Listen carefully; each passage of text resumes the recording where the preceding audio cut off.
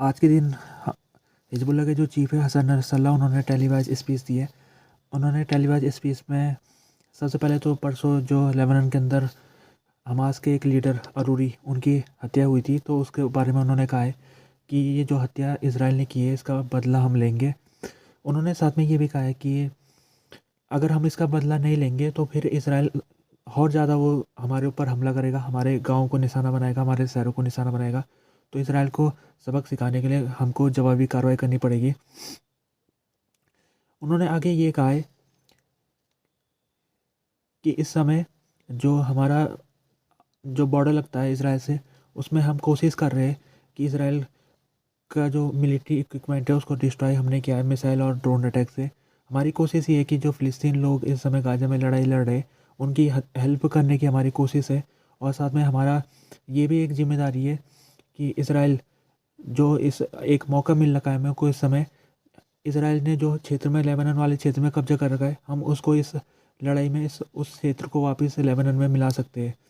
तो जो आज के दिन हसन नसरल्लाह का स्पीच है, तो उससे तो ऐसे ही लग रहा है कि वो कोशिश कर रहे हैं कि अगर लड़ाई की नौबत आ जाए तो उसके लिए वो तैयारी कर रहे हैं। साथ में उन्होंने ये भी कहा है कि हम नहीं चाहते लड़ाई, लेकिन अगर हमारे ऊपर लड़ाई थोपी गई तो हम उससे भागेंगे नहीं। अगर हसन नसरल्लाह की बात करें तो जब से लड़ाई 7 अक्टूबर की शुरू हुई है तब से उन्होंने चौथी बार स्पीच दी है, और पिछले 3 दिनों में उनका ये दूसरा स्पीच है आज का। परसों भी उन्होंने स्पीच दी थी, जिसमें स्पीच में उन्होंने इसराइल को चेताया था कि इसराइल जिस तरह से वो कार्रवाई कर रहा है लेबनान के इलाकों में, वो मिसाइल अटैक कर रहा है, ऐसा करेगा तो फिर इसराइल को कीमत चुकानी पड़ेगी।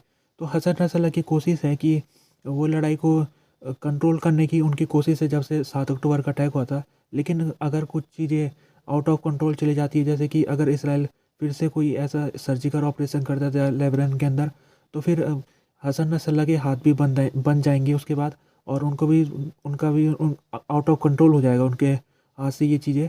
तो अभी फ़िलहाल वो कोशिश कर रहे हैं कि किसी तरीके से जो सिचुएशन है उसको संभाला जाए। अगर लड़ाई होती है इसराइल और लेबनान के बीच में, जो कि हिजबुल्लाह का क्षेत्र आता है लेबनान, तो उसमें फिर बहुत ही ज़्यादा खतरा हो सकता है इसराइल को भी और जो हिजबुल्लाह है उसको भी।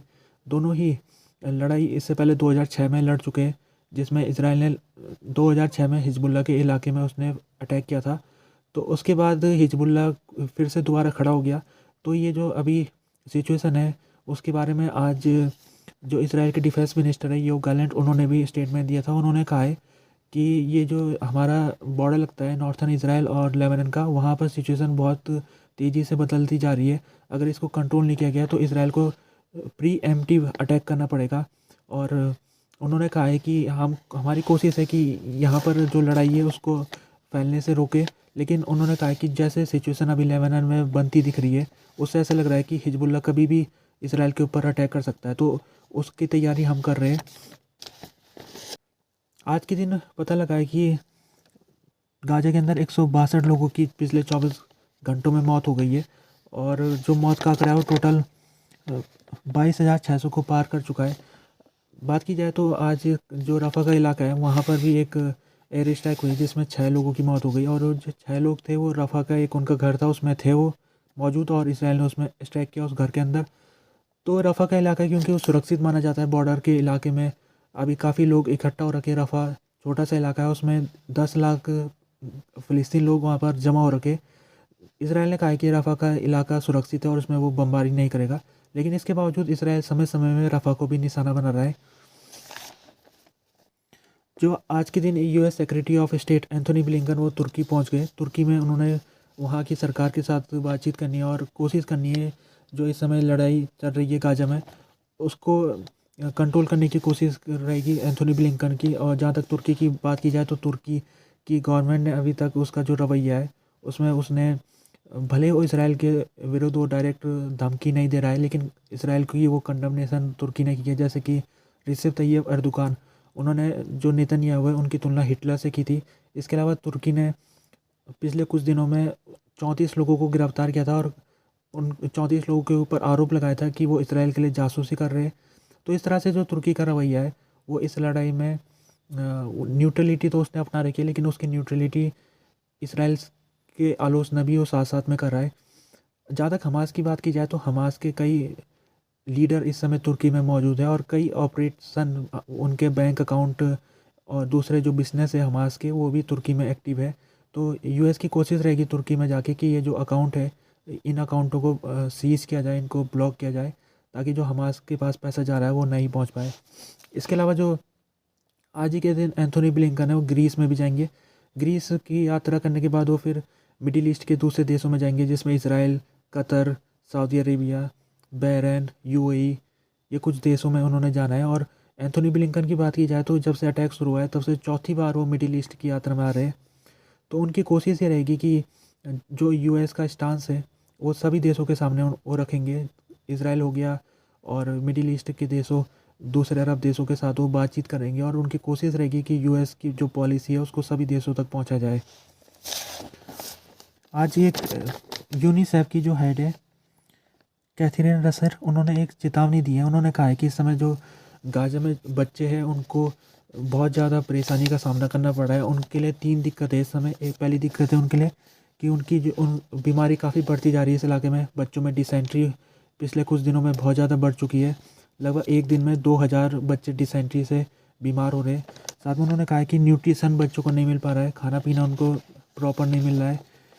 तीसरा उन्होंने कहा है कि यहाँ पर फाइटिंग चल रही है तो उसका नुकसान भी बच्चों को अभी तक काफ़ी हज़ार माना जा रहा है कि जितने मौतें अभी तक फ़िलिस्तीन लोगों की हुई है गाजा में उसमें से 70% मौतों का आंकड़ा महिलाएं और बच्चों से मिलके बना हुआ है।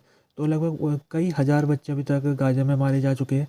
तो ये चीज़ें आज यूएन की जो चीफ़ है उन्होंने कही है और उन्होंने ये भी चेतावनी दी है कि ये जो टाइम है वो निकलता जा रहा है, टाइम रनिंग अप होता जा रहा है। हमको कुछ ना कुछ करना पड़ेगा ताकि बच्चों को उनके जो भविष्य हो गया या फिर उनकी जो हेल्थ हो गई उसको सुरक्षित करने का भी हमारे पास बहुत कम टाइम बचा हुआ है। तो डिफेंस मिनिस्टर भी योव गैलेंट, उन्होंने एक प्लान निकाला है। प्लान के तहत जो इस समय गाजा में लड़ाई चल रही है तो गाजा में जो लड़ाई जब ख़त्म हो जाएगी यानी जब हमास को डिस्ट्रॉय हो जाएगा तो उसके बाद क्या करना है गाजा के इलाके में, तो उसी के ऊपर प्लान आज इसराइल के डिफेंस मिनिस्टर योव गैलेंट ने निकाला है। उन्होंने कहा है कि हमको सबसे पहले क्या है कि गाजा में कुछ मिलिट्री लगानी पड़ेगी अपने, ताकि हम कंट्रोल कर सके गाजा के इलाके को। साथ में उन्होंने ये भी कहा है कि जो गवर्नमेंट बनेगी गाजा में वो फ़िलिस्तीन लोगों की होगी। तो उनका कहने का मतलब ये है कि जो इसराइल है वो कोशिश ये करेगा कि फ़िलिस्तीन लोगों की सरकार बने गाजा में, लेकिन जो सिक्योरिटी की जिम्मेदारी है वो इसराइल सेना के पास रहनी चाहिए। साथ में उन्होंने ये भी कहा है कि हम नहीं चाहते कि किसी भी फ़िलिस्तीन व्यक्ति को गाजा से निकाला जाए।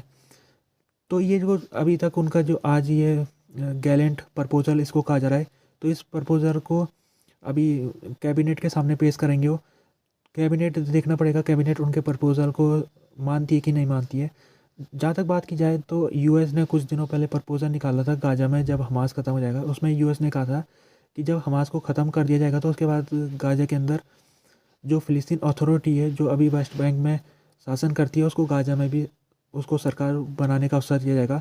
और साथ में जो फ़िलिस्तीन है दोनों क्षेत्रों को चाहे गाजा और वेस्ट बैंक दोनों को मिला के एक देश बनाया जाएगा फ़िलिस्तीन। साथ में उन्होंने ये भी कहा था कि इसराइल को किसी भी प्रकार से यहाँ पर ना तो उसकी मिलिट्री को रखना है यहाँ पर, ना ही उसके जो सिविलियन लोग हैं वो यहाँ पर आएंगे। तो यूएस ने ये पॉलिसी रखी थी। हालांकि जो नेतन्याहू है इसराइल के प्राइम मिनिस्टर, उन्होंने यूएस की ये जो पॉलिसी है उसको रिजेक्ट कर दिया है। और अभी तक इसराइल की गवर्नमेंट का कोई अपना प्रपोज़ल तो उसने पेश नहीं किया है। लेकिन जैसे मैंने अभी आपको कहा कि डिफेंस मिनिस्टर जो है उन्होंने अपना अपना पर्सनल प्रपोज़ल ये कैबिनेट के सामने आज उन्होंने रखा है। अब देखना है कि जो इसराइल की कैबिनेट है वो क्या फैसला लेती है। ईरान की जो सिक्योरिटी पुलिस है उसने 11 सस्पेक्ट को हेल्ड कर रखा है इस समय। कल वहाँ पर अटैक हुआ था ईरान के अंदर और ईरान में जब हमला हुआ था तो कसीम सुलेमानी जो सुप्रीम कमांडर थे ईरान के, उनकी 4वीं एनिवर्सरी थी। तो एनिवर्सरी के दिन वहाँ पर सुसाइड हमला हुआ और लगभग 100 से ज़्यादा लोग मारे गए ईरान में। खरेम सिटी में ये हमला हुआ था। तो इसराइल ने जो ये ईरान है उसने यहाँ पर इन्वेस्टिगेशन शुरू कर रखी है और इन्वेस्टिगेशन में आज के दिन उसने 11 सस्पेक्टों को गिरफ्तार किया है। और जो हमला हुआ था उसकी जिम्मेदारी आईएसएस ने ले रखी है। आईएसएस ने जिम्मेदारी ले रखी है। तो जो ईरान है उसने बॉर्डर भी क्लोज़ कर दिया, जो पाकिस्तान और अफ़गानिस्तान से लगी है ईरान की बॉर्डर, वो अब उसने क्लोज़ कर दी है। तो ईरान ने इसके अलावा ये भी कहा कि ये जो हमला है हम इसका बदला लेंगे। फ्रांस और जॉर्डन ने आज के दिन खान यूनिस में उन्होंने एयर ड्रॉप किया है सप्लाइज़ का। 7 टन सप्लाइज़ एयर ड्रॉप हुई है आज खान यूनिस के इलाके में। और ये जॉर्डन और फ्रांस दोनों ने मिलके ये एयर ड्रॉप कराई ये सप्लाई को। जैसे कि अभी सप्लाइज़ की काफ़ी कमी है गाज़ा में, और अभी कोशिश की जा रही है कि किसी ना किसी तरीके से गाज़ा के जो लोग हैं उनको सप्लाइज़ मुहैया कराई जाए। इससे पहले देखा जाए तो जॉर्डन ने भी अपने आप से एयर ड्रॉप पहले भी कराया था, लेकिन फ्रांस ने उसका पहला एक्सपीरियंस है एयर ड्रॉप कराने का गाज़ा के अंदर। तो ये इसको बताया जा रहा है कि काफ़ी कॉम्प्लेक्स ऑपरेशन था और इसको रात के समय किया गया। यहाँ पर खान यूनिस में एक जॉर्डन हॉस्पिटल है, जॉर्डिनियन हॉस्पिटल, वहाँ पर ये सप्लाई को गिराया गया। फिर उसके बाद ये 60 टन सप्लाई बताई जा रही है, फिर इसको लोगों तक पहुँचा जाएगा। जर्मनी की जो फॉरेन मिनिस्टर है एना बेयरबॉक, उनका स्टेटमेंट आया आज के दिन। तो उन्होंने स्टेटमेंट में इसराइल को ये कहा है, समझाया है कि आपको सिविलियन लोगों को नुकसान नहीं पहुंचाना है, आपको उनको निशाना नहीं बनाना है। साथ में उन्होंने ये भी कहा है कि जब हमास को ख़त्म कर दिया जाएगा तो जो गाज़ा का इलाका है वहाँ पर किसी भी प्रकार से ना तो गाज़ा की जो सीमा है उसका जो एरिया है गाज़ा का उसको कम नहीं करना है। दूसरा उन्होंने ये भी कहा है कि यहाँ पर इसराइल की सेना नहीं आनी चाहिए गाज़ा में। साथ में जो सिविलियन लोग हैं वो भी नहीं आने चाहिए गाज़ा में, यानी कि जो गाज़ा का इलाका है वो फ़िलिस्तीन लोगों का ही होना चाहिए, वो पूरा का पूरा इलाका। तो एना बेयरबॉक का ये जो स्टेटमेंट है, तो उन्होंने साथ में हमास का उन्होंने आलोचना की है, कंडमनेशन किया हमास का, और कहा कि जो इसराइल ये लड़ाई लड़ रहा है हम इसराइल के साथ हैं खड़े, इसराइल के साथ हम उसकी जो लड़ाई है उसका साथ दे रहे, लेकिन हम ये भी चाहते हैं कि इसराइल जो सिविलियन लोगों को नुकसान पहुंचा रहा है वो ना पहुंचाए। अभी एना बेयरबॉक ने इसराइल की यात्रा में आने वाली है, संडे के दिन उन्होंने इसराइल में यात्रा करनी है। तो यही चीज़ें वो इसराइल की गवर्नमेंट के सामने रखेगी। जो ईयू के फॉरेन पॉलिसी चीफ है जोसेफ बोरेल, वो लेबनान पहुंचने वाले। तो लेबनान में 5 जनवरी से 7 जनवरी के बीच में वो लेबनान में रहेंगे। लेबनान में उनकी कोशिश रहेगी कि लेबनान की सरकार को समझाया जाए कि ये जो अभी इसराइल और लेबनान के जो संबंध टेंशन से भरे हुए हैं, तो उस टेंशन को डिफ्यूज़ करने की इनकी कोशिश रहेगी। तो इन्होंने लेबनान के प्राइम मिनिस्टर, प्रेसिडेंट, इसके अलावा जो बड़े बड़े नेता हैं उनके साथ मीटिंग करनी है।